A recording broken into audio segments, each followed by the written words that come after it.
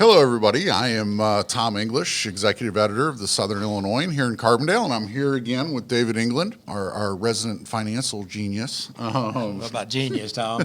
But we're here today at the Dunn Richmond Center on the campus of Southern Illinois University, Carbondale.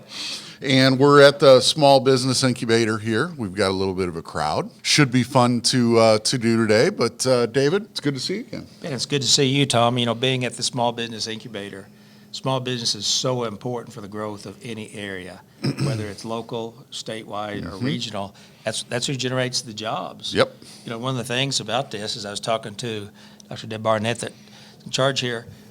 A year ago, the occupancy rate where people actually come out here to learn how to start businesses and these kinds of things was 35%. You know what it is now? I do know, but you're going to tell me. 90% occupancy rate.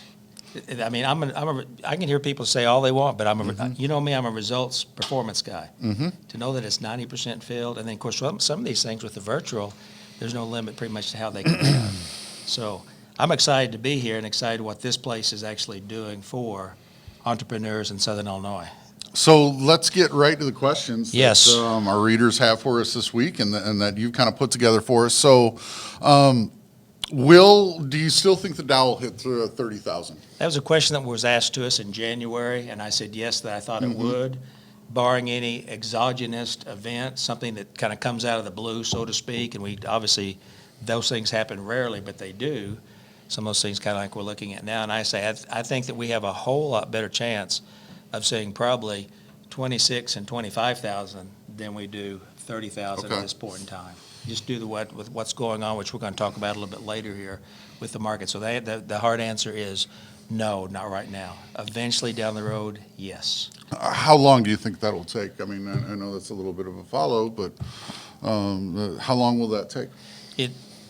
And I'm talking about what's going on and these kinds of things. It's going to be months before we actually see where the bottom on this thing is going to be, because there's so many unknowns that's going on in the market now, Tom. And some of the people have asked us those questions, and we'll get to those. So is the stock market in a bubble right now? We have two groups of folks. Okay.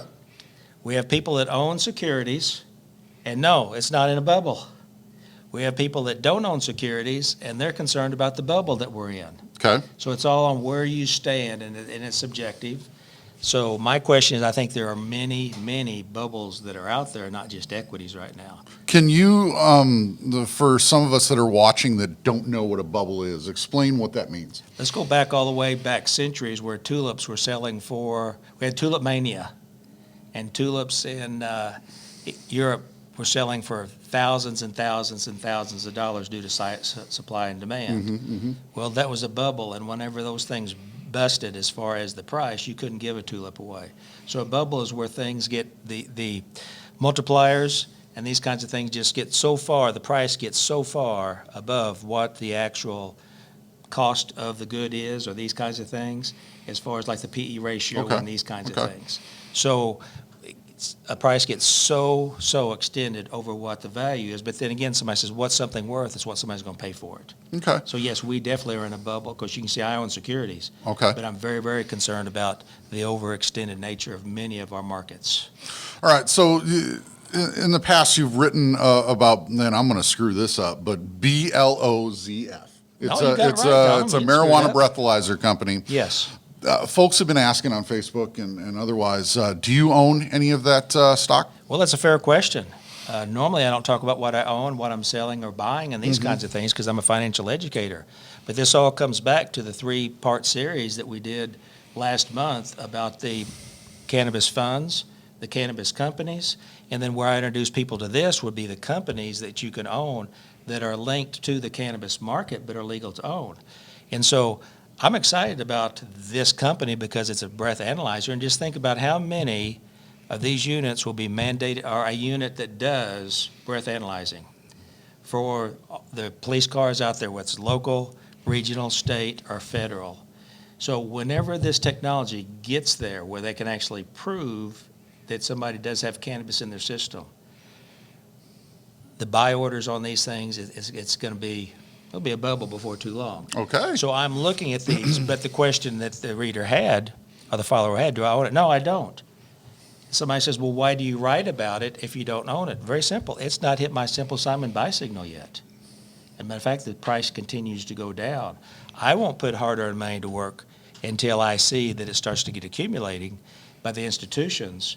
And that's, and that's that system that I'm writing about, Tom. You're going to be getting in the next few weeks. It's tough to write about, but I'm going to do my best ability to get that where people can, understand it.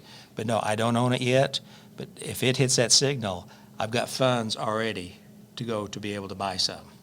So let's kind of switch it up a little bit, Yes. and let's talk about gold and silver. Is it time to buy? Well, this is a question which probably we will get 6 to 9 months as far as people asking those out of the 12. Somebody asked that in January. With the market selling off like it is now, we're going to be getting to that. When the equity market sells off, that money goes someplace. Right now it's going into treasuries, and whenever you buy a treasury or note, the price of it goes up, but it's like a teeter-totter. That's what's driving the interest rates down. Okay. As a matter of fact, we're at some low interest rates that we've never seen before that eventually is going to even have a greater effect at driving down mortgage rates. So that can help a lot of people. But as far as the gold and silver, gold has taken off. So has silver. So when people are cashing out their equities, they're putting that money to work someplace. And if it doesn't go into the bond market, or maybe they're buying the dollar that continues to make all-time highs. But with all the uncertainties, yes, money has really been going into gold and silver. And in full disclosure, I own silver, Tom. Okay. It's like what I call a poor man's gold. But it has ran so much. I'm not a buy and holder. I'm going to be hitting the ka-ching button on that silver sometime this week, especially if and when it gets up to that 1995. That's the previous price resistance. But that thing, if it takes off higher, I'm not going to sell it all. But I'm going to be selling some of that. But right now, more money is going into the gold side than the silver side. So to answer the follower's question, is it time to buy? We don't do buy and sell signals. All I'm saying is the price is going up. And it's going up, and it's going to go up some more. And also, we talked about the ceiling where silver is. Gold has already surpassed the short-term ceiling. So it's already taken off. So it's definitely something to consider. Okay. So tell us your thoughts on ESG funds. All right. I'm going to make a prediction that probably very few people that are watching today knows what an ESG fund is. So I have no idea what it is. Okay, well, that's part of what I do. Yep. It's where equities or bonds focus on three things: environmental, social, or government concerns. Something that's linked to those three. ESG. All right. ESG. All right. Not MSG, but ESG. Okay? So whenever you have an entity, whether it deals with a bond or a security, that deals with a social concern, or a government concern, or an environmental concern, there are actually funds that you can buy out there, funds, F-U-N-D-S, mutual, open-end and closed-end funds that can actually go up and down in value depending on the value of what they buy. Okay. Now, let me just throw in an example. They didn't ask, but wind farms. That if you had a fund that focused on wind farms, that would be one of them. Solar farms. Okay. And between the two, the solar farms have far surpassed the returns on the wind farms. Ask, Boone Pickens on that, who lost billions on the wind farms. But to answer the person's question, we have investing here. We have philanthropy over here. I'm a philanthropist. I would much rather give than get. That's the nature that I am. In my opinion, don't mix the two. If we want to see some of these concerns that we want to support, let's support them. But I'm not going to be buying those concerns to make money on them. In my opinion, keep them separate. And by the way, there's been very, very few of these. And the ESG funds are relatively new, and we're just now talking about them. So on those types of things, that's my own personal opinion. And Follow your brain, not your heart. Hey, I like that. Can I write that down? Yep. I'll put that in a column. So You've written a lot lately, probably the last 2 or 3 weeks, about the coronavirus. Yes. The virus that's kind of taken the world by storm, so to speak. Yes. Tell us a little bit about how that affects the market and where we're going with that. Before we talk about the money part of it, Tom, just a couple of things. It's the buzz that's going on now because it's affecting people, very few people physically, but a whole lot of people financially, and that's what Eye on the Market deals with this. But let me just say, it's a terrible human tragedy that's affecting people worldwide. To put that in perspective, the people that have passed from it's only a fraction of the people that die annually from the flu. And we can't overlook that. Yeah. I spend time in nursing homes and hospitals, and I get to see the dire effects of what happens when you have the flu, especially with our elderly. With that being put aside, now, do you realize that this is what we're calling the coronavirus? There's many of them, but it's a thing that people do identify with. Yep. There's some numbers, and I think I heard a guy say today the name was about this long. Have you heard that? Mm-hmm. Okay. So the question, how's it going to affect the market? The bottom line, let's get right to the chase here. In the column that people could have read on Sunday, I talked about it all depends on what goes on from here. And the problem I had with that call, I had problems with that column that I wrote, Tom. The biggest problem is the logistics. I wrote that over the weekend. You had to have it by Tuesday to get printed on Sunday. That's how we make our sausage. Yep. And in that, I warn people, as of the charts that I have and the facts we have today, and I'm not having to tell you, you have this problem constantly as far as the logistics on when your deadlines are and when it's printed. And with that, I just said, follow the money. And I took a look at the largest companies in China. At that time, they weren't being sold off. And then also American companies that could be affected. And what I think I'm going to do is for social media followers, I think I'm going to go back to some of those posts and update those charts so people can actually see how they have changed. But this coronavirus, it could, and you know me, I'm a very positive person. It could have more disruptions on supply chains. Okay. So if more and more of these places in China are on lockdown, and these factories that make parts that go into our parts that are going to be made and then sold at back to school or Christmas, those areas can't be on lockdown, or we aren't going to get those parts. And then last night, I sent out a message on social media that said that the futures were down, the Dow futures were over 300 points. Well, unfortunately, not related to China, but we saw where Italy and Korea and Japan is starting to be affected with contagion and also deaths. Okay. So how is this going to be affected? How big? It's way too early to tell. All I'm going to say is the profitability from this or the lack of profitability are going to be affecting our people that are going to be listening to this in two different ways. In the third quarter of this year, that's when the lack of profitability from some of the companies that people own that are watching this could be hurt dramatically. The second thing is if this contagion continues to spread, then that could really drop the GDP of gross domestic output production of many of the global superpowers. In the United States, it could affect the United States so much to bring it from a 2% growth to a 1% growth. Okay. I'm hoping that doesn't happen, especially for the people that are, if they're 20, 30 years away from retirement, that's one thing. But if you are nearing retirement or in the retirement and you have this whole buy and hold mentality that you're in it for the long run and you're in the wrong things, then you may be nearing retirement, maybe with a 20 to 30% pullback. Okay. And it may take several years to get back to that point that you're at now. Hopefully many people have prepared a plan B and plan C that they will not be hurt.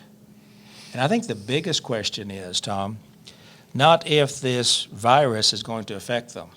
Because if it's not the virus, it's going to be something that's going to end this 11-year bull run.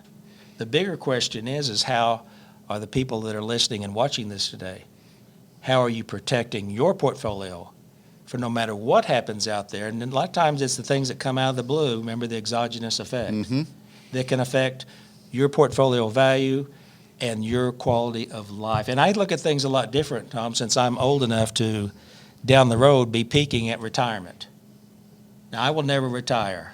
You know, in some languages, retirement's not even in the vocabulary, the Hebrew vocabulary. Retirement's not in that. Semi-retirement is in mine, but that's down the road also.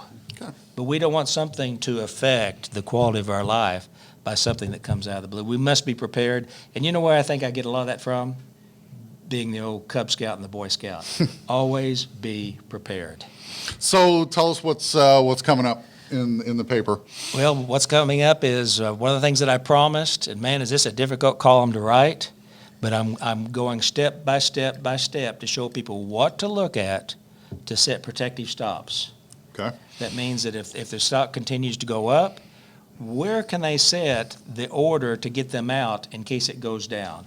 And then I'm going to be talking about how they can also set these things and not just sell out, but if the price of the security continues to go up through the computers, that sell order follows it up. So that instead of just going in and selling it, if that thing has another 5 to 10% run, then you aren't giving that away, and that's very, very important.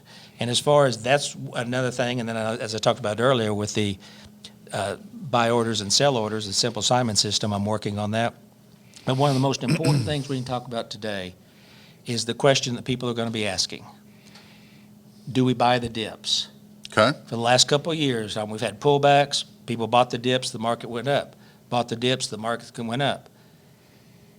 This time we have to be really, really careful, because the question is, with all of these unknowns that are out there, is this going to get into more countries?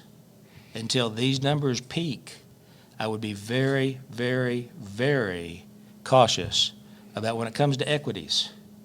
Not talking about oil, I'm not talking about gold, I'm not talking about treasuries, I'm talking about the regular stocks and the funds that deal with equities. I would be extremely careful about buying the dips, because this time, you know that old saying, this time it could be different. Okay. But also, calm heads prevail. Any decision, how many times have you heard me say that? Quite a bit. Any decision that we make, we leave emotions out of it. We only take a look at the facts. It's like before your time, there was a show called Dragnet. And he Not said, before my time. Okay, but all okay. right. Thank you. Just the facts, ma'am. Just the facts. All I want to do is to take a look at the numbers, and that will tell me what I need to make a decision. It's not panic. We need to keep panic and emotions out of these types of decisions that deal with finances and investing. Okay? Well, that's all the time and questions that we have for this week. David, thank you again for coming by, and thank you to the Dunn Richmond Center here at SIU, the Small Business Incubator. Thank you guys for having us. Thank you very much. And we'll talk to you guys soon. Thank you. Thank you.